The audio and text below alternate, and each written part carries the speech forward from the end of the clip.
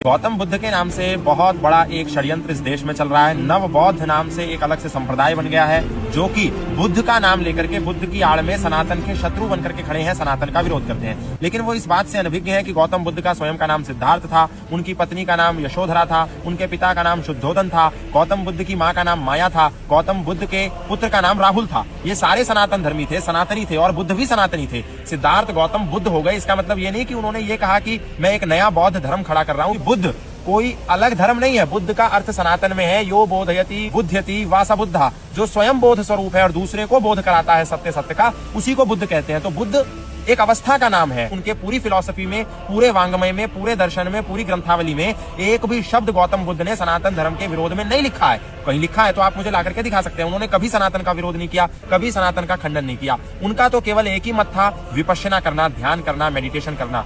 और अगर आप गौतम बुद्ध की फिलॉसफी पढ़ेंगे तो गौतम बुद्ध की फिलॉसफी का अंग है 4 आर्य सत्य। अब बताइए 4 आर्य सत्य कहां से गए? सनातन धर्म से गए। उनकी फिलॉसफी में एक दूसरी चीज है त्रिरत्न, संघ, धर्म और बुद्ध। ये कहां से गए? सनातन से गए। अष्टांगिक मार्ग सनातन से गया। योग दर्शन में महर्षि पतंजलि ने यम, नियम, आसन, प्राणायाम, प्रत्याहार, धारणा, ध्यान, समाधि, अष्टावंगानी, ये 8 अंग है। वहीं बुद्ध ने इसको अष्टांगिक मार्ग कहकर के संबोधित किया। कहां से गए? सनातन से गए। पंचशील, बुद्ध की फिलॉसफी का पंचशील, उस पंचशील में क्या है? हिंसा ना करना, चोरी ना करना, व्यभिचार ना करना, झूठ ना बोलना और नशा ना करना। ये जितनी भी बातें हैं, ये जो बुद्ध कह रहे हैं, चाहे वो 4 आर्य सत्य हो, चाहे वो त्रिरत्न हो, चाहे वो पंचशील हो, चाहे वो अष्टांगिक मार्ग हो, ये सारा का सारा कहां से आया? सनातन से आया, अष्टांग योग से आया, महर्षि पतंजलि से आया।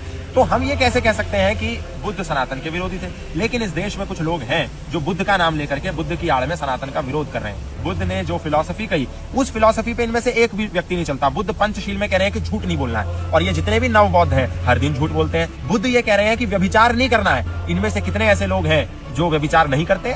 अगर वो व्यभिचार करते हैं, इसका मतलब वो बुद्ध के फॉलोवर नहीं है, बुद्ध की आड़ लेकर के अपने पॉलिटिकल एजेंडा को पुष्ट करना चाहते हैं। तो इनका सच उजागर होना चाहिए, इनके सत्य को सामने लाना चाहिए।